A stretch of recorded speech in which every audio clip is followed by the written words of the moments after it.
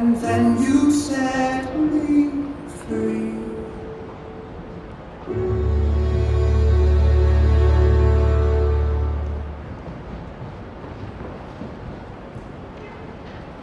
네, 그럼 지금부터 뮤지컬 어쩌면 해피엔딩 토니 어워즈 수상 기념 기자 간담회를 시작하겠습니다. 저는 오늘 간담회 진행을 맡은 아나운서 이민재입니다. 앞서 브로드웨이 공연 영상을 보셨는데요. 오늘 간담회는 뮤지컬 어쩌면 해피엔딩의 제78회 토니 어워즈 수상을 기념해서 브로드웨이 공연의 투자사이자 한국 공연 제작사인 NHN 링크의 주최로 마련이 됐습니다.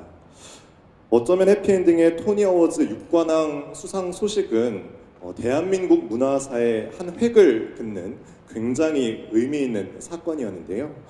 오늘 박천유 작가님과 한경숙 프로듀서님 모시고 기자님들께서 사전에 주셨던 질문들을 바탕으로 대담을 이어간 후에 또 현장 질의도 추가로 받도록 하겠습니다.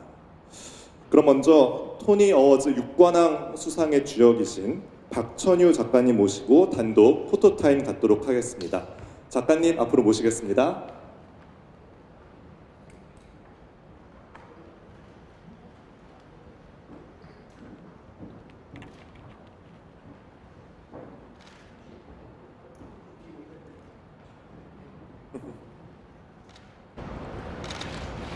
작가님 중앙 한번 봐주시고요. 자, 오른쪽도 한번 봐주세요, 작가님.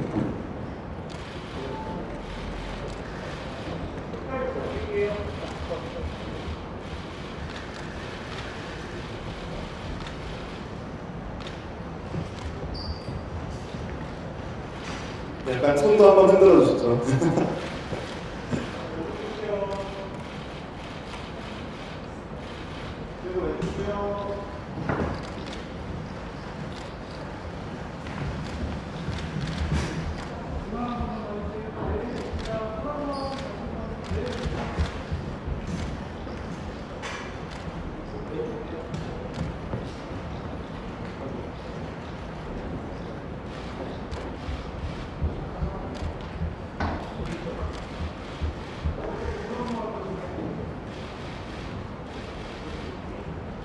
여기 맨 끝으로 가주세요.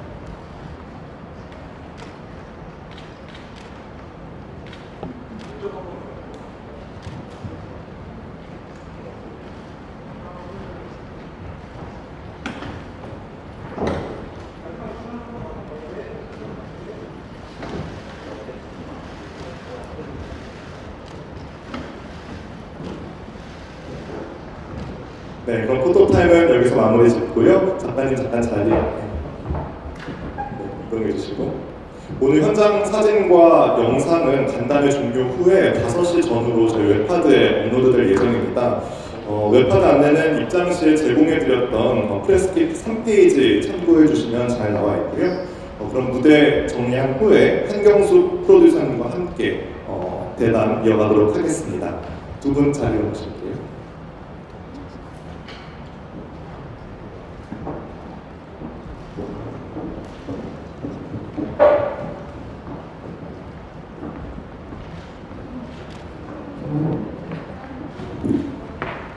네, 먼저 본격적인 대담 진행하기에 앞서서 두 분 인사 말씀 먼저 부탁드릴게요. 먼저 작가님부터. 안녕하세요. 어쩌면 해피엔딩의 작가 박천유입니다. 와주셔서 감사합니다. 안녕하세요. NHN 링크 공연 제작실 유사 겸 프로듀서 한경숙입니다. 오늘 갑작스럽게 박천유 작가님 기자 간담회를 마련했는데 이렇게 많이 와주셔서 감사드립니다. 오늘 박준우 작가님과 뜻깊은 자리가 되길 바랍니다. 감사합니다. 네, 먼저 두 분 모두 어쩌면 해피엔딩의 토니 어워즈 6관왕 수상을 다시 한번 축하드립니다. 지난 8일에 수상을 했으니까요. 한 이제 2주 정도가 지났는데요. 주변에서 정말 축하 연락 많이 받으셨을 것 같은데 어떠셨어요? 네, 많이 받았고요. 너무 기쁘고 감사한 마음입니다. 사실 작가님의 일상에도 이 수상 이후에 크고 작은 변화가 있을 것 같은데 좀 실감나는 순간들이 있을까요? 트로피를 이제 식탁에 올려두고 왔는데요. 적당히 놓을 곳을 못 찾아가지고 그걸 보면서 아침을 먹었어요. 오기 전에. 근데 너무 신기하더라고요. 그렇게 상징적인 트로피가 어떻게 보면 좀 제 초라한 뉴욕의 집에 있다는 것 자체가 신기하기도 하고 그것의 무게만큼 앞으로 더 열심히 하는 창작자가 돼야 되겠구나라는 생각도 했고요. 사실 토니 어워즈 수상에 앞서서 드라마 데스크 어워즈라든지 드라마 리그 어워즈 또 비평가 협회 수상까지 연이어서 받으셨잖아요. 토니상 10개 부문의 후보에 오르셨는데 사실 내심 기대를 좀 하셨나요? 어떠셨어요? 윌도 그렇고 저랑 같이 작업하는 윌도 그렇고 저도 그렇고 사실은 기대를 하지 않으려고 애를 쓰는 성격의 사람들이거든요. 무언가를 기대했다가 그게 안 될 경우에 그 실망감을 좀 두려워하는 편이라서 예를 들면 사랑의 아픔을 두려워해서 사랑에 빠지지 않기로 약속하는 클레어 같은 성격들이에요. 그래서 후보 발표가 났을 때도 너무 기뻤지만 설마 우리가 되겠어? 기대하지 말자라고 서로 다짐을 했었어요. 막상 이제 육관왕 수상을 했을 때 그때 소감은 어떠셨나요? 그날은 정말 너무 정신이 없었고요. 너무 마라톤 같은 하루였고요. 아침 일찍부터 시작해서 너무 기쁘고 너무 어떤 면으로는 당황스럽고 내가 이렇게 상을 받아도 되나 싶을 정도로 놀랍기도 했고요. 그리고 오늘은 이제 다 끝났으니까 집에 가서 되게 편하게 잘 수 있겠다라는 그런 기대감도 있었고 되게 복잡미묘했던 것 같아요. 2014년부터 이 작품을 구상을 하시면서 이제 토니상 수상까지 거의 10년 정도의 시간이 흘렀는데요. 브로드웨이에 진출하기까지 그 과정이 좀 궁금해요. 일단 첫 시작은 저희가 번지점프를 하다가 저와 윌의 첫 같이 작업한 뮤지컬인데요. 그게 2012년에 초연을 했거든요. 그 공연을 올리고 다시 저희가 뉴욕으로 돌아가서 떠올린 아이디어 중에 하나였어요. 그래서 처음 시작은 2013년 초로 제가 아마 기억을 하고 있는데 그러고 나서 때마침 그때 당시 우란문화재단 그 재단 측에서 거기 PD님이 번지점프를 하다를 보고 관심이 있는데 혹시 새로운 작업을 구상하고 있냐라고 연락을 주셔서 이 어쩜 해피엔딩의 아이디어가 된 시놉시스를 보내드렸고 그러면은 이 작품의 디벨롭을 우리가 지원하겠다, 트라이아웃까지 우리가 지원을 하겠다라는 결정을 해주셨고 대신에 저희가 제 기억으로는 우란문화재단의 개발 지원 프로그램의 첫 창작자들 중에 한 명이었거든요. 그래서 저와 윌은 뉴욕도 베이스로 하고 있으니 그 특색에 맞게 한국에서만 디벨롭을 하는 것보다는 뉴욕에서도 리딩 공연을 하면 좋겠다. 그래서 뉴욕에서도 공연이 올라갈 수 있게 자기들 도와주고 싶다라고 말씀을 하셨는데 저와 윌은 사실 그때만 해도 너무 뉴욕 실정을 모르셔서 그런 원대한 꿈을 꾸시는 것 같다. 그러실 필요까지는 없다라고 정말 말씀을 드렸었어요. 근데 결과가 어떻게 되든 상관없이 지원을 할 테니 뉴욕에서 리딩을 해보는 게 어떻냐라고 해서 어차피 우리는 영어와 한국어 둘 다 대본을 쓰니까 그럼 뉴욕에서도 리딩을 하겠다라고 말씀을 드렸고 그래서 한국에서 처음 리딩과 내부 낭독 공연과 트라이아웃을 하고 난 바로 직후에 뉴욕에서 영어 버전 낭독 공연을 업계 관계자분들만 저희가 모으시고 한 다음에 너무 당황스럽게도 그 낭독 공연 후 2시간 후에 지금의 저희 리드 프로듀서 중에 한 분이 되신 제프리 리처즈라는 프로듀서가 연락을 주셨어요. 낭독 공연을 잘 봤는데 이 작품을 브로드웨이에 가져가고 싶다. 그리고 나는 당신들처럼 브로드웨이의 신인 창작자들을 소개하는 걸 좋아하는 사람이다. 그때부터 이제 브로드웨이 공연을 준비하기 시작했고 모두가 아시다시피 중간에 저희가 트라이아웃 공연을 애틀랜타에서 성공적으로 마쳤는데 그 직후에 바로 코로나가 발생했거든요. 그래서 그것 때문에 또 3, 4년 정도가 딜레이가 되고 결국은 작년에 다행스럽게도 정식 개막을 하게 되었습니다. 말씀하신 것처럼 영어 버전의 공연과 어떻게 보면 한국어 버전의 공연을 동시에 거의 개발을 하다시피 하셨는데 이제 브로드웨이 진출하기까지 정말 많은 우여곡절이 있었을 것 같아요. 지금 말씀하신 것처럼 코로나도 겪으셨고 좀 기억에 남는 어려움이 좀 있을까요? 딱히 뉴욕이라서 더 힘들었던 거라기보다는 작가님들은 다 아시겠지만 뮤지컬을 만드는 일은 굉장히 많은 분들이 함께 해야 되고 굉장히 오랜 시간 마치 행성들이 제자리를 딱 찾아가가지고 그게 정렬이 되듯이 많은 우연과 행운과 노력들이 합쳐져야지 되는 그런 기회들이거든요. 그래서 그 순간마다 자잘한 우여곡절이 있었는데 사실 한국에 오니까 더 그런 생각이 들었어요. 그러니까 미국에서는 아무래도 제가 이민자고 저는 나이가 들어서 유학을 갔거든요. 그래서 제 수상소감 영상을 보시면 아시겠지만 저는 되게 한국식 악센트를 구사하는 사람이고요. 조기 유학을 간 사람이 아니기 때문에 그래서 이민자로서 어려운 부분이 있어요. 일을 하다 보면은 어쨌든 그들의 문화고 그들의 언어이기 때문에 내가 아무리 노력을 해도 나는 저들의 일부가 될 수는 없구나. 나는 어디까지나 이방인이구나라는 생각을 작가로서 예민하게 할 때도 있거든요. 그럴 때는 가끔 내가 왜 이 일을 할까라는 생각이 들기도 하죠. 나 차라리 그냥 한국에 가 있는 게 좋지 않을까? 그렇지만 덕분에 그걸 견뎌내니 제가 어느 순간 한국인 극작가로는 최초로 이런 큰 기회도 얻게 됐고 이렇게 많은 좋은 분들을 만나게 됐고 그래서 그게 가장 기억에 남는 것 같습니다. 이번 토니상 6관왕 수상을 두고 이제 글로벌 시장에서 그 가치를 인정받은 K 뮤지컬의 쾌거다 이런 평들이 참 많았는데요. 우리가 흔히 이야기하는 K 콘텐츠, 특히 K 뮤지컬에 대한 범위랄까요, 뭐 정의랄까요, 굉장히 다양하게 내릴 수 있을 것 같은데 작가님이 보시기에 이번 어쩌면 해피엔딩이란 작품이 K 뮤지컬이라고 할 수 있는 그런 요소들 어떤 것들이 있을까요? 사실 솔직하게 말씀드리면 아직 K 뮤지컬이라는 그런 용어는 전 세계적으로 쓰이고 있지는 않잖아요. K-팝이 어떤 명사가 된 것 같이 K 뮤지컬을 모두가 쓰지는 않지만 글쎄요.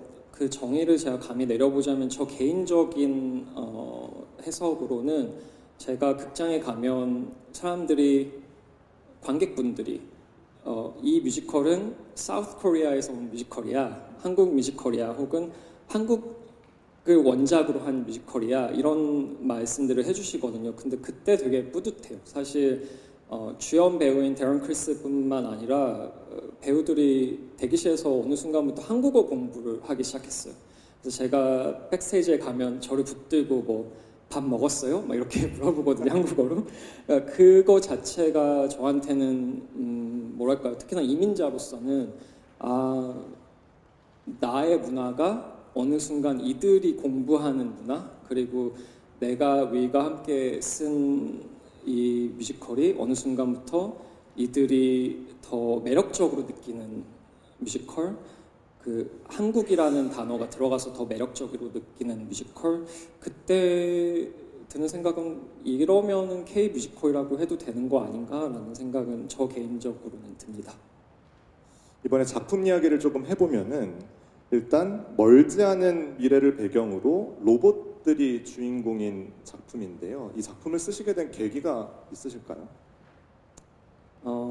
되게 여러 번 말씀을 드렸긴 했는데 사실 너무 개인적인 얘기라 저기 테이블 하나가 무너진 것 같아요.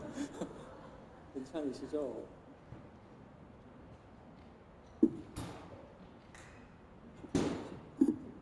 기자님 안 다치셨어요?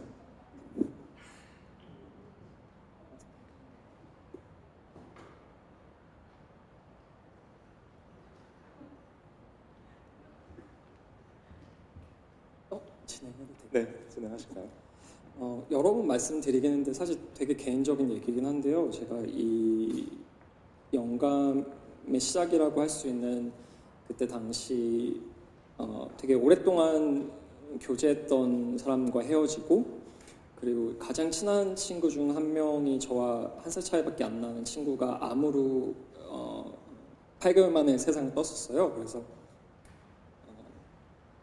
좀 개인적으로 힘든 시기였고요. 그래서 차라리 내가 이들을 좋아하지 않았다면 상처를 받을 리도 없을 텐데 왜 난 자꾸 누군가와 친해지고 싶은 걸까 이런 생각을 하다가 어느 날 카페에 앉았는데 배경음악으로 에브리데이 로봇이라는 노래가 흐르고 있었어요. 근데 제가 예전에 좋아했던 싱어송라이터의 신곡인 거를 인지를 해서 이제 그 가사의 노랫말에 귀를 기울였더니 그 노래 가사가 이렇게 시작하거든요. 우리는 에브리데이 로봇들, 모두 핸드폰을 바라보며 집으로 향하는 로봇들이라고 해서 요즘 외로워지는 인간을 약간 로봇에 비유한 그런 가사였어요. 그래서 그 노래를 듣는 순간 카페 주변의 사람들을 보니까 정말 전부 다 노트북과 핸드폰만 보고 있는 거여서 어느 순간부터 우리가 테이블 건너편에 앉아 있는 상대방보다는 이 스크린을 더 주로 보는 사람들이 되었구나. 마치 로봇 같이. 그러면 아예 로봇을 주인공으로 이야기를 써보면 어떨까? 근데 그게 내가 요즘 겪고 있는 어떤 이별이나 상실의 아픔을 로봇들이 경험하게 하면 어떨까라는 아이디어를 떠올렸고, 그래서 바로 윌에게 이메일을 보냈어요. 그리고 나서 그날 밤에 전화 통화를 하면서 윌도 이 이야기가 재밌는 것 같으니 한번 만들어 보자. 그래서 그때부터 같이 대본을 쓰기 시작했습니다.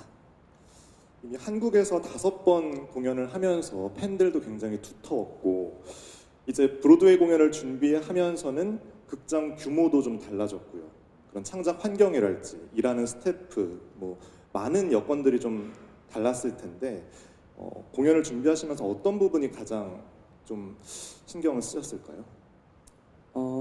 한국에서도 마찬가지인데요. 저한테는 모든 과정이 어떤 교육의 과정이거든요. 새로운 것을 배우는. 작가로서 대본을 쓸 때는 기껏해야 일하고만 함께 하지만 이제 대본을 완성하고 난 순간부터는 제작자님들 혹은 배우님들 뭐 디자이너님들, 연출님들 이런 분들과 함께 작업하는 공동 작업이잖아요. 그래서 한국에서 배웠던 것만큼 브로드웨이에서도 여기에서는 이렇게 좀 더 스텝이 세분화되어 있는 건 사실이고요. 규모가 더 크니까 그만큼 뭐라고 할까요? 시스템화되어 있다고 해야 될까요? 네, 그 동시에 조심스러운 부분, 어디까지나 나의 역할을 내가 100% 내 임무를 완수해내야지 저들에게 피해가 안 가겠구나라는 생각, 플러스 이제 이민자로서 항상 습관화된 건데 내가 여기서 잘못하면은 쟤는 여기 출신이 아니니까 저렇게밖에 못하나 보다 하는 그런 개인적인 부담도 솔직히 항상 있거든요. 그래서 더 저는 되게 아이인 편인데 거기서는 더 이처럼 열심히 모두와 잘 어울리면서 하려고 애를 썼고요. 그런 차이점들이 있었던 것 같아요. 한국보다는. 관객들의 특징도 좀 궁금하긴 해요. 이제 한국 관객분들하고 또 브로드웨이 관람객분들하고 이제 양쪽을 다 보셨을 텐데 좀 어떤 반응의 차이랄지 관객 특성의 차이랄지 그런 게 좀 느껴지시던가요? 너무 감사하게도 같은 포인트들에 웃어주시고 같은 포인트들에 공감해 주시고 눈물을 흘려주시는 게 저한테는 가장 인상 깊은 부분이었고요.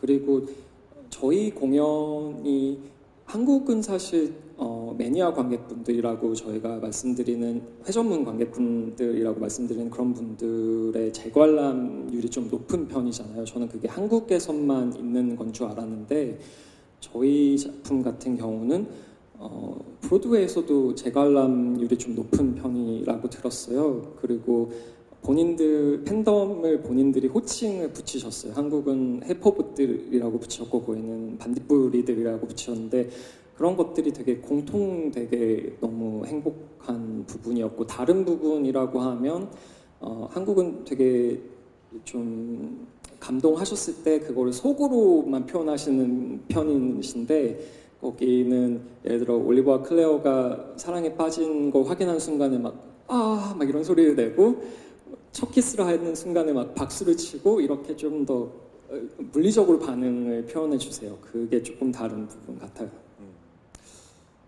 사실 토니상 수상 이후에 작가님께서 특별히 한국 관객들에게 감사하다라는 말씀을 여러 차례 하셨는데 실제로 이 작품이 토니상 수상하기까지 한국 관객분들의 힘이 좀 크지 않았나 싶은데 어떻게 생각하세요?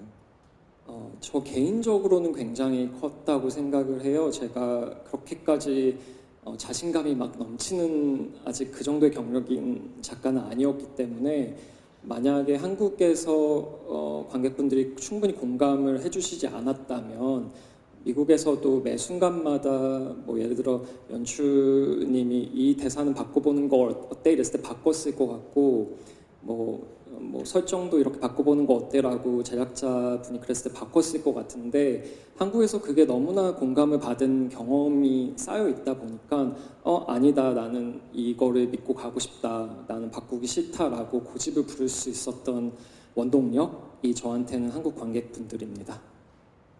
어떻게 보면 국내 뮤지컬 팬분들도 그렇고 이제 브로드웨이 관람객들의 마음까지 사로잡은 셈인데요. 이 작품이 가지고 있는 힘 때문일 텐데 그 힘의 원동력 어디에 있을까요? 사실은 제일 대답하기 어려운 질문이거든요. 그걸 제가 안다면 앞으로도 히트작을 계속 쓸 수 있을 것 같은 생각이 들 텐데 사실은 정말 모르겠고요. 그나마 솔직하게 말씀드릴 수 있는 거는 저와 윌은 되게 치열하게 작업하는 편이에요. 둘이 너무 얘기를 많이 한 것 같은데 둘이 한 글자를 놓고도 며칠씩 싸우기도 하거든요. 단어 하나를 놓고도 그게 결국에는 진심이더라고요. 그냥 적당히 뭐 이렇게 하면 사람들이 좋아하겠지 그런 생각을 잘 못하는 성격들이라 우리한테 서로 창피하지 그러니까 윌은 저에게 창피하지 않고 저는 윌에게 창피하지 않은 무언가를 만들다 보면 그게 관객분들이 보시기에도 납득이 되는 게 아닌가라는 생각을 감히 해봅니다. 계속해서 말씀을 해주시고 계시긴 한데 작가님 하면 이제 때려야 뗄 수 없는 사람이 바로 윌 에런슨이 아닌가 싶어요. 이제 업계뿐만 아니라 이제 대중들에게도 이 윌 휴 콤비는 많이 알려지게 됐는데 윌과의 첫 만남 어디서 시작됐나요? 정확히는 제가 뉴욕으로 유학을 간 해에 만났고요. 제가 한국에서 문예창작과를 다니면서 작사가로 가요 작사가로 데뷔를 했어요. 그 무렵에 더 나이가 들기 전에 유학을 가서 미술 공부를 하고 싶다고 뉴욕에 가서 NYU 학기가 시작하기 전이었거든요. 그래서 영어 공부와 뭐 이런 미술 공부만 준비하고 있을 시기였는데 윌이 그때 당시 한국에서 마일스 캐럴이 거리라는 창작 뮤지컬을 막 작업을 하고 뉴욕으로 돌아온 해였어요.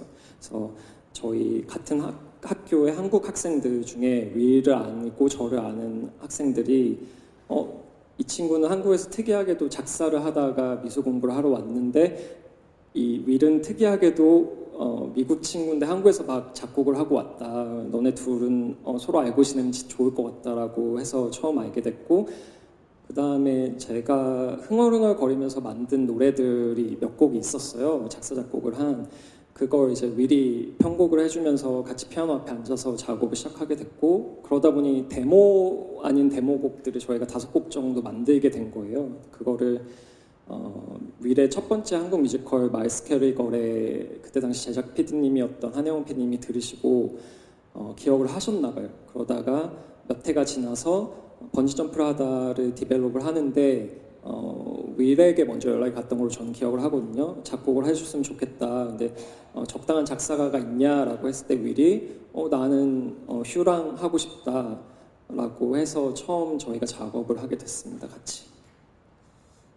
보통 작가님께서 이제 작업을 하실 때 이런 이야기나 뭐 이런 소재에 좀 끌린다거나 아니면 이런 이야기를 좀 써보고 싶다 이런 생각이 드는 순간이랄까요? 아니면 영감을 받는 그런 포인트들 어떤 게 있을까요?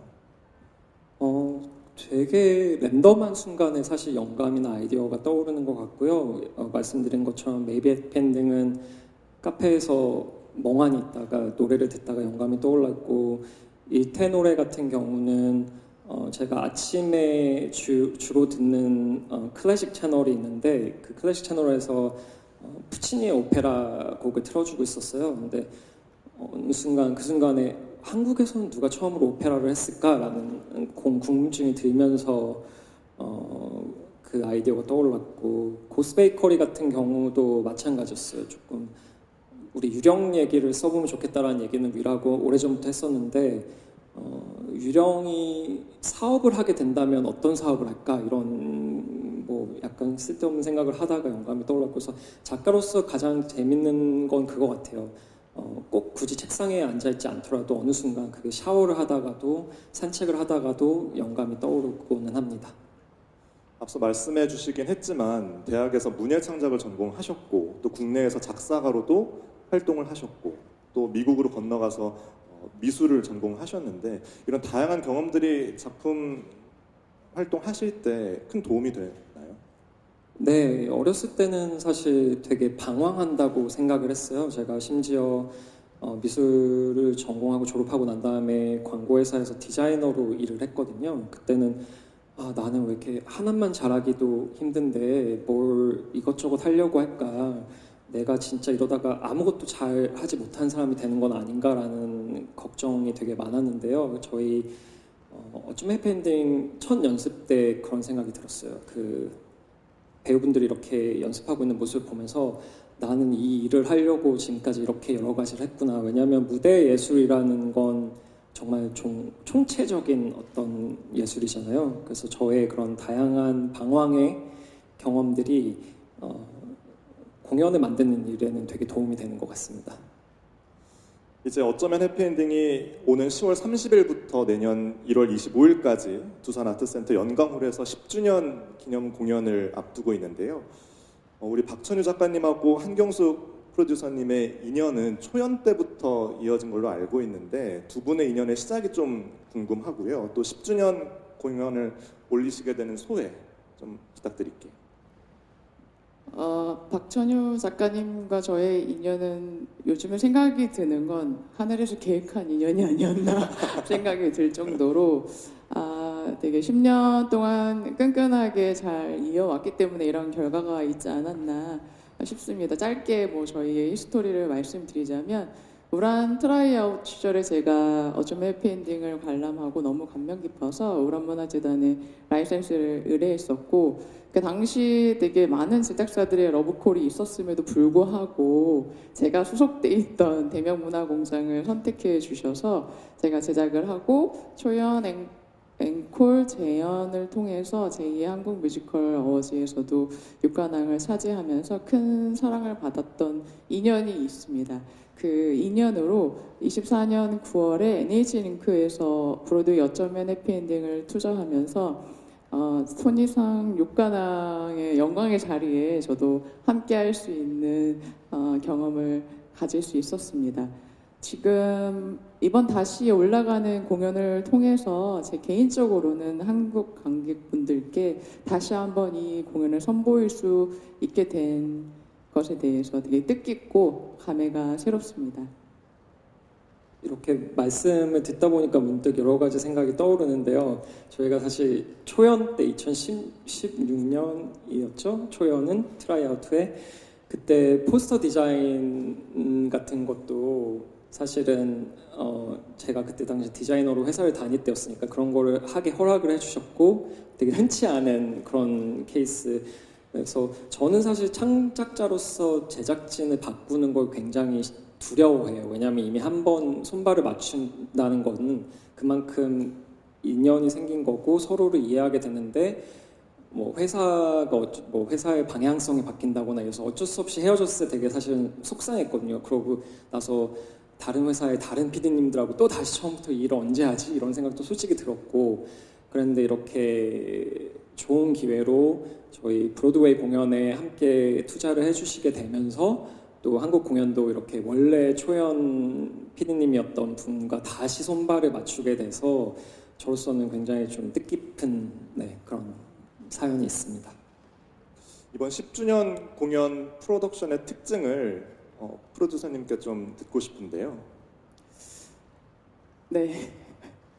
10주년 공연은 지난 10주년을 돌아보면서 아쉬웠던 부분들을 새로운 극장에 맞춰서 보완해 나가려고 현재 계획 중에 있습니다. 그래서 오랫동안 사랑해 주시는 관객분들에게 이 작품이 한국 정서를 감정을 유지한 모습을 보여드리면서 뭔가 새로운 아이디어를 맞춰서 보여드리려고 프로덕션 측에서는 굉장히 애쓰고 있는 중입니다. 굉장히 말을 아끼시는 듯한 모습이긴 한데 혹시 브로드웨이 버전의 공연에서 좀 영향을 받아서 수정되는 부분 이런 부분도 있을까요? 아쉽게도 한국 공연이 브로드웨이 공연보다 먼저 상관없이 계획하고 있었던 부분이 있어서 지금 저희 한국 무대 디자이너 분은 굉장한 부담감을 갖고 계시는 상황이에요.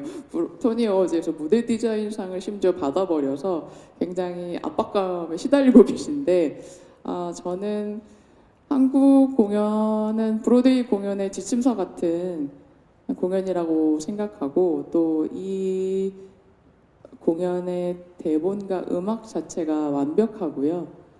두 창작진이 지문 하나하나 섬세하게 담아냈고 무대에서 구현돼야 될 장면들을 실제적으로 디테일하게 적어놨거든요. 그래서 한국 공연은 최대한 그 감성과 감정을 유지하고 새로운 공연장에 맞춰서 보완하는 게 가장 최선이라고 지금은 생각하고 있습니다. 그래서 지금까지 봐주셨던 관객분들에게는 익숙하면서도 반가운 무대가 되고 또 이번 기회로 어쩌면 해피엔딩을 알게 되셔서 새롭게 보시는 분들께는 신선한 감성을 드리기 위해서 애쓰고 있습니다. 대본과 음악이 바뀌는 건 없고요. 그리고 저는 그게 굉장히 저한테는 뜻깊은 일이거든요.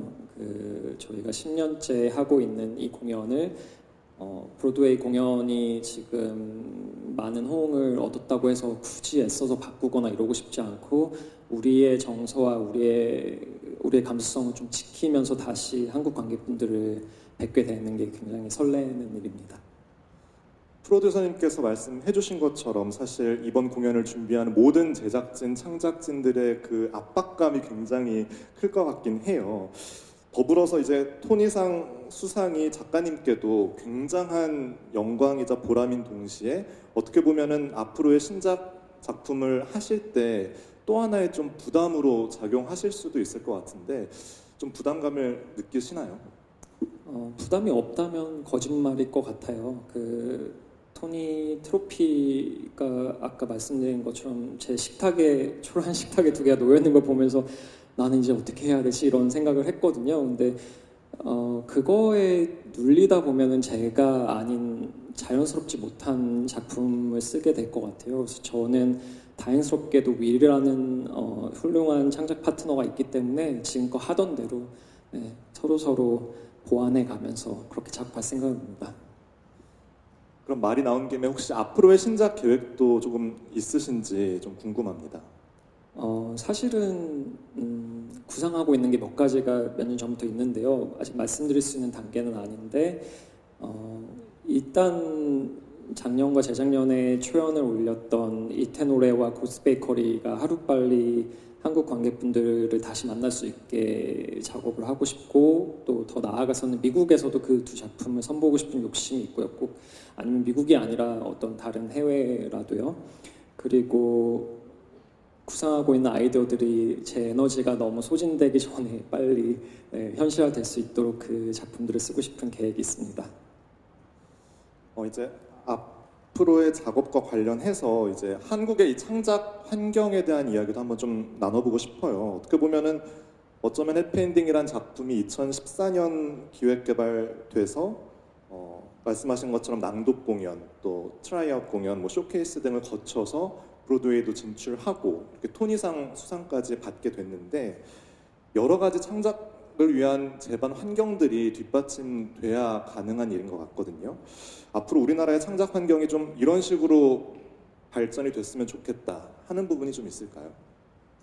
일단 서울과 뉴욕 양쪽에서 제작을 해본 창작자로서 느끼는 건 사실 한국을 떠나보지 않은 분들은 한국이 되게 안 좋은 나라라고 생각하시는 경향이 있는데 한국을 떠나는 순간 우리나라가 되게 좋은 나라구나라고 느끼시는 경우가 있잖아요. 마찬가지예요. 그러니까 창작 지원 제도 같은 것들이 물론 더 생기면 좋겠지만 이렇게 많은 나라도 사실 드물거든요. 그래서 그 부분에 대해서 되게 감사하게 생각하고 있고, 대신에 창작자에 대한 어떤 보완? 이들이 정산을 제대로 받고 제대로 된 로열티를 받고 이런 것들에 대한 개념은 조금 떨어져요. 솔직히 말씀드리면. 왜냐하면 뉴욕은 그게 거의 100년 전부터 그런 게 있어 왔는데 우리는 고작해야 20-30년밖에 안 됐으니까요. 창작 뮤지컬이 제대로 산업화가 된 게. 그래서 그런 것들이 좀 더 보완이 되면 좋을 것 같고, 제가 개인적으로 희망하는 건 메이비 해피엔딩 트라이아웃 공연을 애틀랜타에서 했는데 그때 기억이 너무 행복했거든요. 2달 동안 거기에 있는 극장 관계자분들과 심지어 지역 고등학생들과도 같은 연계해서 프로그램을 하고 이런 게 너무 보람되고 뜻깊은 일이었어서, 저희가 서울에서만 디벨롭을 하는 것보다는 다른 지방의 도시들에 가서 디벨롭을 할 수 있게 그런 부분들을 뭐 나라에서 정책적으로 지원을 해주신다든지 아니면 제작자분들께서 더 고민을 해주셨으면 하는 생각이 있습니다. 이제 아마 박천유 작가님을 이정표 삼아서 또 꿈을 향해 달려가는 많은 젊은 창작자들이 뒤를 이을 텐데요. 업계 동료로서 그리고 또 선배로서 이들에게 좀 해주고 싶은 말씀이 있다면 어떤 게 있을까요? 이것도 너무 개인적인 얘기 같아서 좀 말씀드리기 부끄럽긴 한데, 저는 작품을 쓸 때 행복하지 않거든요. 윌이 있어서 그나마 제가 할 수 있는 거지, 직장 생활을 할 때가 스트레스는 받을지언정 훨씬 더 건강했고요. 돈도 훨씬 더 잘 벌었고요. 그래서 이 일을 하시려는 분들은 각오를 하셔야 해요. 이게 괜히 하는 얘기가 아니다. 그러니까 그만큼 작품 때문에 리워드가 안 올 때는 내 개인적인 건강과 행복을 내 스스로 지키는 방법을 찾으셔야 합니다. 그거를 저는 어렸을 때부터 고민하시라고 추천드리고 싶습니다. 굉장히 현실적인 조언을 좀 해주셨는데, 두 분과 이야기 나누다 보니까 굉장히 시간이 빠르게 지나간 것 같아요. 이제 간담회 와주신 기자님들의 현장 질의도 좀 받아봐야 될 것 같은데요. 혹시 질문 있으신 기자님들 계시면 손 들어주시면 저희가 마이크 가져다 드리겠습니다.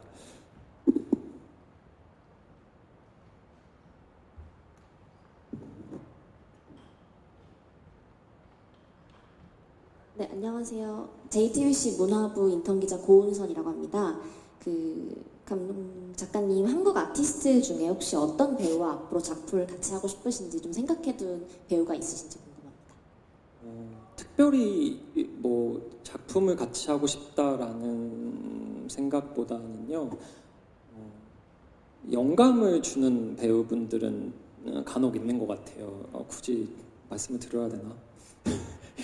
이런 괜히 저 손석구 배우님이 저희 공연을 보시고 한번 만나본 적이 있는데, 작가로서 글을 쓰는 것에 대한 관심이 되게 많으신 분이고 실제로 하신 적도 있고, 그때 되게 제가 창피했거든요. 아, 배우로서 너무 훌륭한 분인데도 저렇게 글 짓기에 대한 욕심이 있으신데 나는 더 열심히 해야겠다.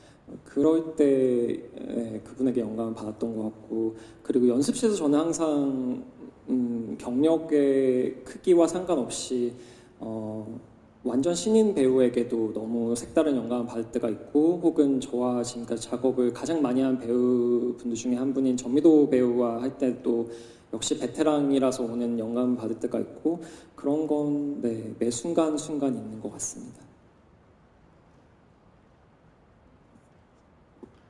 네, SBS 김수현 기자인데요. 저는 한경숙 프로듀서님께 여쭤보고 싶은 게, 브로드웨이 이런 직접 투자하고 이런 걸 처음 해보신? 네, 처음 네, 했습니다. 네. 그래서 그 투자 결정하고 할 때 그 과정이나 실제로 이제 투자를 결정하고 나서 뭔가 현지에서 돌아가는 걸 보면서 느끼신 게 있을 것 같거든요. 그래서 그 얘기를 좀 들어보고 싶습니다. 네, 사실은 애틀란타 그 워크샵 공연할 때도, 트라이아 공연할 때도 사실은 제안을 받은 적이 있어서 브로드웨이 어쩜 해피엔딩에 굉장히 관심을 많이 갖고 있었고요. 네, 갑작스럽게 이제 투자 요청이 들어와서 회사에서는 어쩜 해피엔딩에 대한 공연을 보신 분들이 좀 다수 있으셔가지고 의사결정하기에는 좀 어렵지는 않았던 것 같습니다. 단지 그 해외로 뭔가 투자금이 나가야 한다는 프로세스를 처음 겪어봐서 그 과정이 조금 어려웠지만 나름 즐거운 경험이었던 것 같습니다.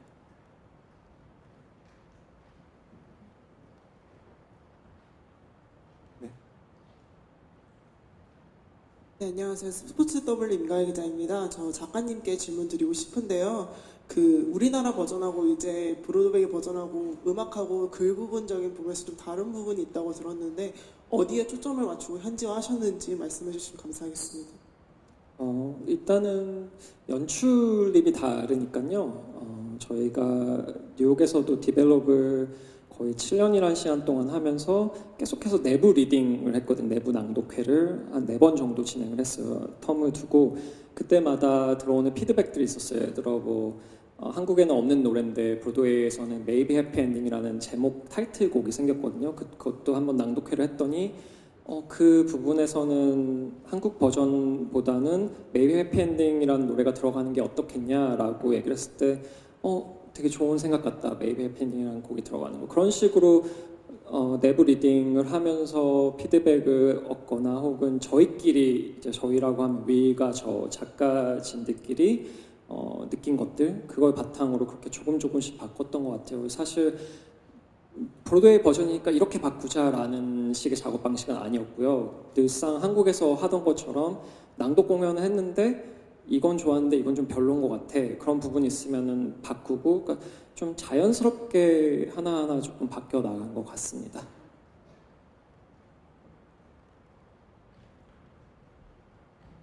혹시 또 질문 있으신 기자님들 계실까요?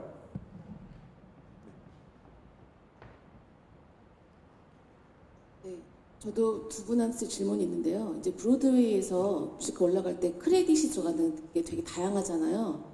그러니까 예를 들면은 뭐 창작자와 그다음에 리드 프로듀서, 그다음에 이제 코 프로듀서가 뭐 10% 정도까지 뭐 올라가야 된다고 하던데 그러면은 지금 NHN 같은 경우는 예를 들면 코 코프로듀서로 돼 있습니다. 그러면은 크레딧도 같이 네, 같이 올라가 있게 되나요? 그리고 또 하나는 그 내년에 뭐 제가 누구한테 들었는데 또 미국 버전이 한국에서도 뭐 공연을 한다는 뭐 소문이 들었었는데 미국 버전이 언제쯤 혹시 한국에서 볼 수 있나요? 해외 공연을 올라가면 보통 텀을 두고 국내 공연을 유치하는데 그 이유는 이제 극장 대관에 대한 부분이 가장 큰 것 같습니다. 특히 브로드웨이 공연은 되게 테크니컬한 부분이 엄청나서 그거에 맞는 극장을 찾아야 되는 게 저한테는 숙제인 것 같고요. 제 목표는 2028년을 목표로 하고 있는데 지금 간간히 다른 곳에서 올라간다라는 소문을 내주고 계셔가지고 그 부분은 아니고요. 2028년을 제 기준으로 목표로 하고 있습니다. 저도 처음 듣는 얘기죠. 네. 2028년 기대하도록 하겠습니다.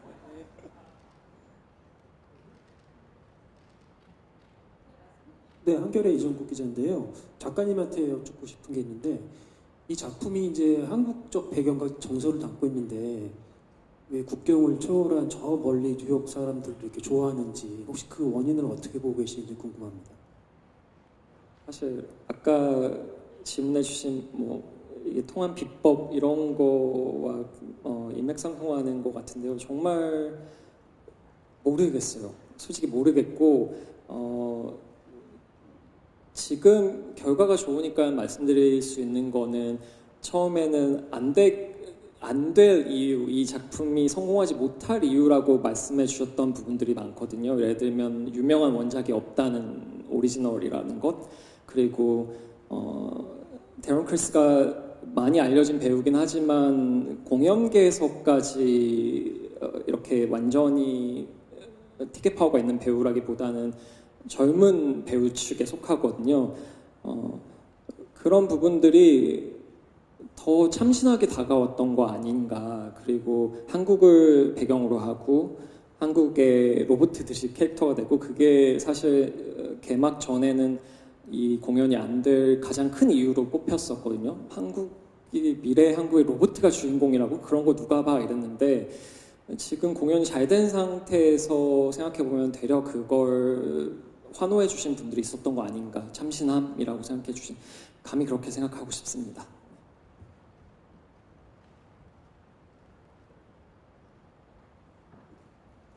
네, 저 주간경향 연묘 칼럼 쓰는 이주영이라고 합니다. 정말 그 기대했던 그 이상의 결과를 보고 그 알고 계시듯이 그 헬퍼봇들이 난리가 났었잖아요, 한국에서. 그리고 사실 이 헬퍼봇들이 브로드웨이 초연 전에 10월부터 굉장히 리뷰 협조를 열심히 하셨다라고 이제 블로그에나 뭐 이렇게 밴드에 많이 올리시곤 하셨고, 실제로 11월 이후에 이제 티켓 판매를 계속 와칭하면서 이제 인플루언서들이 굉장히 많이 좋은 작품이라고 많이 하게끔 음으로 양으로 협조했다는 얘기들을 많이 저도 서치를 하고 그걸 이제 글에 쓰기도 했었는데, 그 과정에 대해서 작가님이 좀 알고 계시는지, 또 그런 헬퍼봇들하고 소통을 하시기도 했는지 궁금하고요. 또 반딧불이들 브로드웨이에서는 어떤 활동들을 하는지도 궁금하고, 또 한 가지 질문은 그 영화 어쩌면 해피엔딩이 2023년도에 독립영화제에서 많이 알려졌었잖아요. 그 작품이 개봉은 못했는데 그 한국 뮤지컬 버전에 나왔던 배우들이 출연하고 있어요. 신주엽 배우나 뭐 강혜진 배우, 유준상 배우가 출연하는데, 그 작품에 대해서 작가님은 어떻게 보셨는지, 실제로 제주도 여행하는 로드무비처럼 담아내긴 했거든요. 그 코멘트도 궁금합니다. 일단은 한국 팬덤은 해퍼봇이고 미국의 팬덤은 반딧불이잖아요. 그래서 해퍼봇 분들이 블로그에 올리시거나 이런 거는 보지 못했고요. 저는 미국에서 작업할 때는 이제 거기에 일이 바빠서, 그리고 미국의 레딧이라는 사이트에 Maybe Happy Ending 그 게시판이 있고, 거기에 이제 반딧불이 분들이 글을 올리시는데 지금 당연히 보고 있고요. 매일매일 확인 못하지만 초반에 특히나 저희가 관객이 차지 않은 공연이었을 때 그분들의 응원이 저희한테는 왜냐면 그때는 정말 공연이 하루 이틀 안에 막을 내려야 할 줄 알았어요. 그래서 우리 되게 짧지만 좋은 추억이니까 이분들의 후기를 많이 읽자 해서 읽었고, 되게 도움되는 얘기를 많이 응원을 해주셨고, 가장 기뻤고 감동적이었던 건 본인들끼리 돈을 모아서 티켓을 산 다음에 무료 나눔을 하고 이런 것들, 반딧불이 분들, 뉴욕의 현지 분들, 그런 거는 저도 당연히 보고 있었고요. 그리고 최근에 극장 앞에서 그분들과 인사를 하거나 이런 적도 있었고요. 두 번째 질문은, 영화는 저는 보지 못했고요. 저희가 참여하지 않았거든요. 그래서 제작자분이 다른 작가분들과 뭐 감독님들, 저희와 협업은 안 했어요. 저희는 그냥 어디까지나 원작을 제공한 원작자로서만 크레딧이 올라가 있고, 제가 알기로는 내용도 우리 공연과는 좀 많이 다른 걸로 알고 있고, 유순상 배우님은 공연에 참여하지 않으셨지만 다른 두 배우분들은 저희와 함께 작업했던 배우분들인데, 영화를 하면서 저희와 소통을 하거나 이런 건 아니었고요. 저희가 미국에 있기도 했고, 그래서 저는 영화는 완성본도 아직 본 적이 없습니다. 네. 예, 한국일보 김소연이고요. 그 작가님 수상 소감이 화분 못지않은 화제의 밈이 됐잖아요. 그래서 그 수상 소감 하게 된 배경하고, 그리고 그 이후에 보니까 그 퇴근길에 팬들이 나도 싱글이다 뭐 이런 걸 들고 있기도 하고, 또 DM도 많이 받으셨다고 들었는데 그 뒷이야기도 좀 들려주시면 좋겠고, 그리고 그 스티븐 스필버그 감독하고 화상으로 대화를 하셨다고 하셨잖아요. 목적 없이 하진 않으셨을 것 같아요. 뭐 영화 논의를 좀 하셨다든지, 이 작품을 뭐 혹시 헐리우드에서 영화로 만든다든지 뭐 그런 이야기를 나누신 건 아닌지, 그 좀 자세한 이야기 좀 듣고 싶습니다. 그 수상 소감은 저희가 사실 되게 상을 못 받을 거라고 생각을 했는데, 기대를 안 해야지 했는데, 어쨌든 받게 될 경우에 올라가서 어버버 하면 안 되니까 미리 준비는 하자 해서 저희가 준비를 했어요. 근데 토니 어워즈 같은 경우는 아주 냉정하게 90초라는 리미트를 주거든요, 소감에. 근데 그 90초가 심지어 호명이 되면 올라가는 무대까지 올라가는 거 포함해서 90초예요. 그래서 그 짧은 순간 동안 뭘 얘기하고 내려올까를 저희 베테랑 제작자분들에게 물어봤어요. 그랬더니 쓸데없이 뭐 누구에게 감사하고요, 누구에게 감사하고요 해봤자 아무도 그 사람들을 모른다. 그건 지루하니까 가서 웃기게 위트 있게 소감을 해야 된다라는 조언을 해주셨어요. 그래서 그러면 위라고 둘이 앉아서 대본을 쓰듯이 소감을 썼어요. 그래서 어떻게 쓸까 하다가 웃길 만한 내용이 뭐가 있지 했는데 정말로 제가 좀 짜증이 났었어요. 왜냐면 다들 저희가 커플인 줄 아는 거예요. 근데 윌은 결혼해서 행복하게 가정을 꾸리고 잘 살고 있고 저만 외로운 싱글인데 이것 때문에 제가 혼사가 막히면 안 되잖아요. 그래서 나는 마음에서 우러나가지고 우리 커플 아니다, 싱글이다 했는데 그게 그렇게까지 파장을 미칠 줄은 몰랐고 그리고 저희가 여러 부문의 후보에 올랐었잖아요. 그래서 첫 번째 소감, 그래 뭐 극본상 소감은 이걸로 하자. 그러고 나서 뭐 베스트 오리지널 스코어 한국어로는 뭐 작사 작곡상이라고 번역할게요. 그거 소감은 그럼 어떻게 이렇게 된 거예요. 그러면 나는 그 받을지 안 받을지도 모르지만 만약에 받게 되면은 올라가서 그게 1시간 후에 그 두 번째 상이 주어지니까 그럼 난 아직도 여전히 싱글이야 라고 얘기를 할게 라고 윌하게 얘기를 했어요. 근데 정말 그러고 그렇게 말도 안 되게 2개 다 받고 내려와서 소감을 하고 내려오니까 그날 밤새 정말 저희 뒤풀이 무슨 토니 어워즈 애프터 파티가 모마에서 열렸었는데 거기서도 모르는 분들 이렇게 붙잡고 Are you still single? 막 이렇게 I am single too. 막 이렇게 물어보고 그렇게 되게 밈처럼 그렇게 됐더라고요. 그래서 저에게도 되게 특별한 경험이었고요. 그 다음 질문이 뭐였죠? 죄송한데.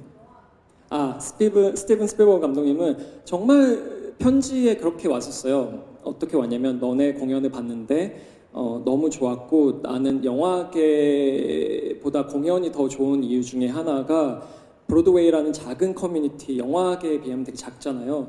나는 지금 이번 시즌에 올라가는 다른 2개의 공연의 제작자로 참여했지만 너네 공연을 보고 너무 잘 된 게 너무 행복하고 좋다. 서로서로 응원해주는 공연계 문화가 좋다라고 하면서 저에게 그냥 응원의 메시지를 보내주셨고 워낙에 관록 있는 감독님으로서 새로운 창작자가 등장했을 때 만나서 얘기하고 싶다 정도였고요. 특별히 뭐 이거 영화로 같이 하자 이런 거는 아니고 그리고 너네 다음 작품은 뭐야? 해서 이 테너의 줄거리를 얘기했더니 너무 재밌다 그러면서 그거 제작하게 되면 나한테도 알려줘. 나 또 계속 제작할 거니까 이 정도의 얘기만 나눴습니다. 네. 안녕하세요. 중앙데일리 이지연입니다. 작가님께 질문 있는데요. 이제 기존 한국적인 요소들을 극에서 다 살렸어요. 뭐 서울에 있는 로봇들이 이제 제주를 가는 등 그런 요소들을 킵하고 좀 지키는 게 브로드웨이 제작 과정에서 힘듦이 없었는지 혹시 반대의 목소리도 있으셨는지 궁금하고요. 그리고 또 이제 화분으로 그대로 부르신 게 너무 귀엽다고 생각을 했는데 그거는 좀 어떻게 나온 아이디어인지 비하인드가 궁금했습니다. 다행스럽게도 제프리 리처즈 말고도 몇 분의 제작자분들이 저에게 제작을 하고 싶다는 의사를 밝히셨어요. 그래서 저희가 그분들과 다 미팅을 했을 때 어떤 분은 한국이 원작인 게 한국이 배경인 게 싫다라는 분이 있었어요. 그럼 우리는 안 하겠다. 그렇게 아주 자연스럽게 넘어갔고 제프리 리처즈 같은 경우는 가장 인상적이었던 부분이 저희를 처음 만났으니까 처음에 심지어 윌과 저를 둘 다 한꺼번에 만나기보다 저를 따로따로 식사에 초대하셨어요. 그리고 아직도 기억에 나는 게 같이 공연을 봤어요. 민걸스라는 공연을 함께 둘이 보고 저와 식사를 하는데 이러는 거예요. 세상에서 Maybe Happy Ending 공연할 때까지 자를 수 없는 사람이 딱 2명이 있다. 근데 그건 윌과 휴 너다. 만약에 내가 마음에 안 들면 언제든지 날 잘라라 라고 얘기할 정도로 전혀 고집 같은 걸 안 부르셨거든요. 근데 넌지시 내부 낭독 공연을 하고 Maybe Happy Ending이라는 노래가 들어가면 어때? 이런 정도의 얘기는 하시는 분이에요. 근데 너네가 싫으면 하지 마. 뭐 이런 분이거든요. 그래서 그렇기 때문에 원작을 지킬 수 있는 프로듀서를 제가 애초에 찾았고 그런 확신이 있었고 그렇게 해주셨고요. 죄송한데 다음 질문이 뭐였죠? 화분. 저한테는 캐릭터잖아요. 화분. 뭐 관객분들한테도 그렇지만 이거를 플랜트라고 번역을 하니까 묘하게 캐릭터처럼 안 느껴지더라고요. 그래서 그냥 화분으로 부를까? 위가 같이 내린 결정이었고요. 그래서 위도 화분에서 좋은 것 같아. 그런데 아니나 다를까 연습실에서 배우분들이 먼저 되게 그걸 좋아해 줬어요. 그러니까 화분 발음을 어떻게 하면 되냐라고 물어봐서 화분이라고 했더니 계속 다시 발음해 달라. 자꾸 화분 이렇게 발음하더라고요. 영어의 특성상. 그래서 네, 저는 되게 캐릭터로 그냥 한국을 배경으로 한 이야기답게 한국인 이름을 킵을 했던 것 같습니다. 네, 안녕하세요. 뉴스원 정수영입니다. 일태 노래하고 또 고스트 베이커리에서도 그려지지만 작가님께 그 꿈이라는 단어가 굉장히 소중하게 느껴져요. 토니상이 이제 꿈은 또 아니겠지만 그러면 어떤 꿈을 향해 계속 나아가시는지 궁금합니다. 굉장히 흥미로운 질문인데요. 생각해보지 못한 이것도 너무 개인적인 얘기겠지만 뭔가를 쓰다 보면 저는 아직까지는 제가 번점프를 하다 말고는 오리지널의 이야기에 대한 욕심이 있어서 그런지 제 감정을 들여다보고 제 마음을 헤집고 뭔가를 쓰게 되잖아요. 그래서 제 꿈은 이 일을 좀 더 즐기게 되는 겁니다. 이렇게 하다 보면은 스스로가 외롭거나 스스로가 슬프거나 이럴 때가 많은데 작가로서 좀 더 테크닉을 발전시켜서 이걸 쓰면서 슬픈 얘기를 쓴다고 슬퍼하지 않는 작가가 되는 게 저의 꿈입니다.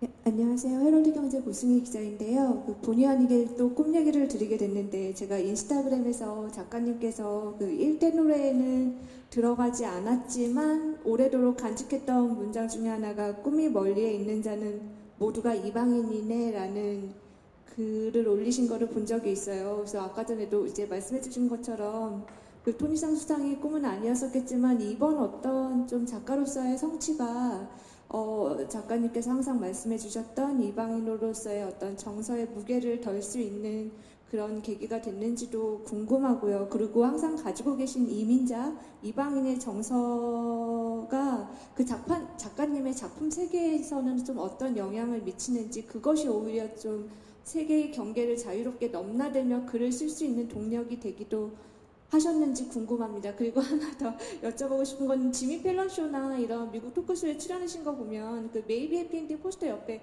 어쩌면 해피엔딩이라고 한글로 항상 같이 나오더라고요. 그렇게 하신 이유가 또 있으신지도 궁금합니다. 되게 많은 질문 해줘서 기억하려고 애를 쓰고 있는데 첫 번째가 뭐였죠? 이방인이네. 네, 그 외로움의 정서는 그런 것 같아요. 그냥 어렸을 때부터 저는 형이 2명이 있는데요. 아들 셋인 집안인데 왜 이렇게 너 혼자 애가 예민하니 이런 얘기를 들으면서 컸거든요.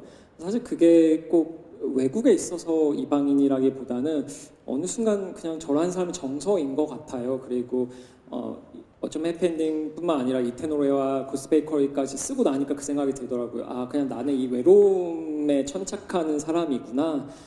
그걸 공감해 줄 수 있는 그게 위로가 되는 작품을 써야겠구나 작가로서 그런 생각이 들어서 자꾸 그런 얘기를 하게 되는 것 같습니다. 이거에 제가 함몰되지 않게 이런 이야기를 쓰면서 이 슬픔의 정서에 함몰되지 않게 작품을 쓰고 싶고요. 그리고 두 번째 질문이 뭐였죠? 맞아요. 그게 되게 장점이 되어 버렸어요. 어느 순간 보니까 예전에는 한국에 오면은 너는 왜 이렇게 발음이 어눌하고 이상해? 라고 욕을 먹고 뉴욕에 가서는 어쩔 수 없이 이민자고 이랬는데 이렇게 시간이 쌓이고 나니까 그게 나라는 사람의 특징이자 장점이 될 수 있겠구나라고 저를 조금 더 아껴주려고 노력 중이고요.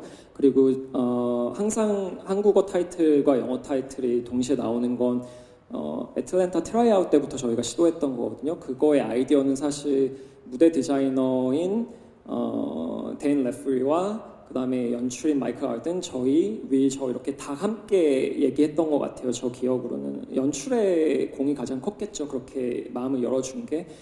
그래서 그 레이아웃이나 이런 한글 폰트 이런 거는 저희도 같이 옆에서 조언을 했거든요. 제가 한국인인 만큼. 근데 그게 처음에는 걱정도 들었어요. 너무 한국어를 모르는 관객분들에게는 조금 공격적으로 느껴지지 않을까. 왜냐하면 제가 브로드웨이에서 공연을 보는데 제가 모르는 언어로 무언가가 나올 때 제가 소외당하는 느낌이 들 수 있잖아요. 그래서 나는 우리 공연을 보러 오시는 관객분들을 소외시키고 싶지 않은데 라고 생각을 했는데 다행히도 워낙에 K 컬처가 메이저인 시대이다 보니 그걸 자연스럽게 받아들여 주시더라고요. 네, 안녕하세요. 저 코리아 헤럴드 박가영이라고 합니다. 여기 뒤에 있습니다. 네, 축하드리고요. 저 일테노레나 고스트 베이커리 에 대해서 여쭤보고 싶은데 특히 일테노레는 공연을 보고 나왔을 때 이 작품이 해외에 나가게 되면 어떨까, 해외 관객들은 어떻게 볼까 굉장히 궁금해졌고 또 나갔으면 좋겠다 이런 소망도 있긴 있었는데 작가님이 기대를 별로 안 하려고 노력을 하시는 스타일이라고 느껴지기는 하지만 좀 일테노레나 고스트 베이커리 같은 경우는 아까 스티븐 스필버그 감독님이 관심을 보였다고도 하지만 조금 더 지금 구체적으로 이야기가 가고 있는 게 있는지, 그리고 작가님 생각하실 때는 이 작품들도 어협처럼 좀 가능성이 있겠다 해외에서 이런 생각이 좀 드시는지 솔직하게 말씀해 주시면 좋겠습니다. 솔직하게 구체적으로 얘기가 나오고 있는 건 아직 아니고요. 대신에 이제 저희가 좋은 결과가 있었으니 자꾸 물어는 보세요. 그래서 너희 다음 작품 뭐니? 라고 물어보셨을 때 우리 이미 한국에서 2작품이나 더 썼다. 그걸 공연을 했다. 그래서 그 내용을 설명을 드리고 일테노레 같은 경우는 저도 똑같이 생각을 해요. 세상에 어떻게 아시안 배우가 무대에 24명이 동시에 올라가야 되는 한국의 1930년대 한국을 배경으로 하는 뮤지컬을 미국에서 저 규모로 올릴 수 있을까라는, 이건 너무 허황된 일 아닐까라고 생각을 하면서도 어느 순간 그 생각이 들더라고요. 저희 왕과 나라는 뮤지컬이 있거든요. 영어로 더 킹 앤 아이라고 하는 그 작품을 제가 링컨 센터에서 한 10년 전쯤에 리바이벌 올라간 거 봤는데 동양인 배우라면 모두가 다 하고 싶어하는 공연 중에 하나예요.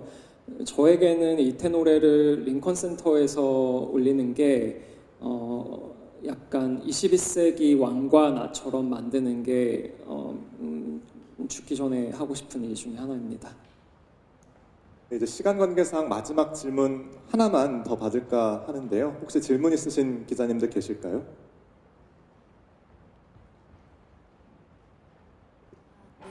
파이낸셜 뉴스 신진아 기자라고 합니다.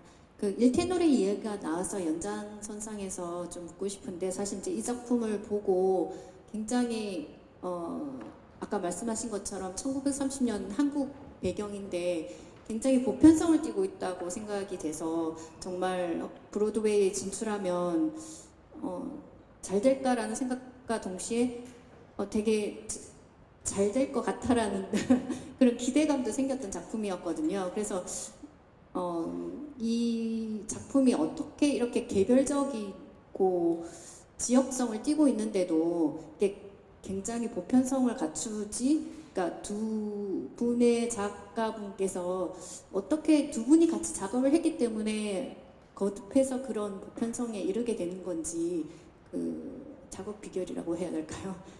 네, 말씀하신 거가 저희도 이유라고 똑같이 생각을 합니다. 그게 위도 한국에서 굉장히 오랜 시간을 보내는 미국인으로서 좀 더 개방적인 시선을 가지고 있고요. 다른 나라의 문화에 대해 저 역시도 마찬가지고요. 그래서 우리가 시어터라는 공연 예술이라는 거에 가장 큰 매력이 그거 같거든요. 극장 안에 있는 동안에는 마치 낯선 세상에 있는 것 같이 극장에 들어갈 때 무대를 처음으로 보면서 여기는 우리가 지금 사는 세상이 아니네라고 들어가 있지만 이야기를 따라가다 보면 어느 순간 이들도 나와 다를 게 없구나라고 확인하는 게 저한테는 가장 즐거운 예술적인 경험 중에 하나거든요. 그래서 1930년대 경성을 배경으로 하든 아니면은 2064년에 서울을 배경으로 하든 지금 현재 뉴욕 관객이든 서울 관객이든 모두가 즐겁게 따라갈 수 있는 공연을 만드는 게 저희의 희망이고 그렇게 하려고 애를 썼던 것 같아요. 네, 저희가 시간 관계상 질문은 여기서 마무리하도록 하고요. 저희가 간담회 종료하기 전에 박천유 작가님과 한경숙 프로듀서님의 소감 마지막으로 한 분씩 들어보도록 하겠습니다. 네, 이렇게 투자를 하면서 뜻깊었던 적이 또 있었나라는 생각이 듭니다.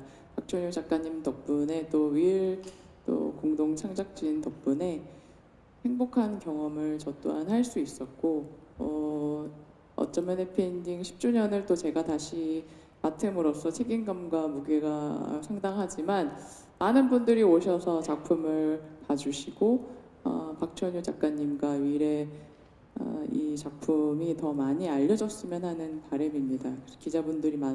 기자분들도 많이 보러 오셔서 같이 즐겨주셨으면 좋겠습니다.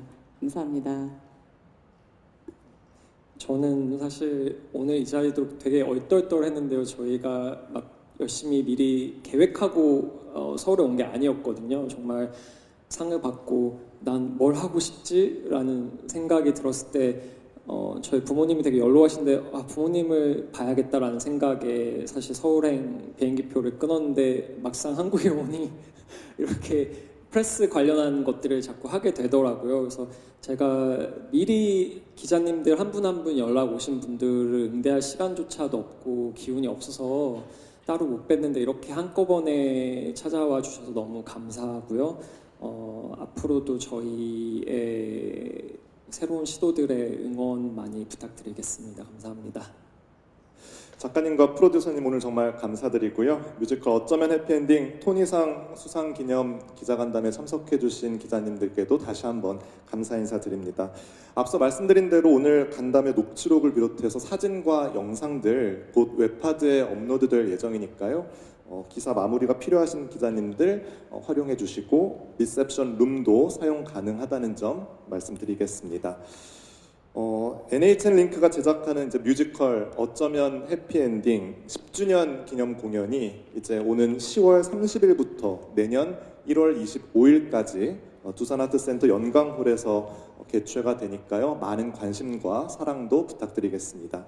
네, 그럼 오늘 기자간담회는 여기서 마무리하겠습니다. 고맙습니다. 감사합니다. 감사합니다.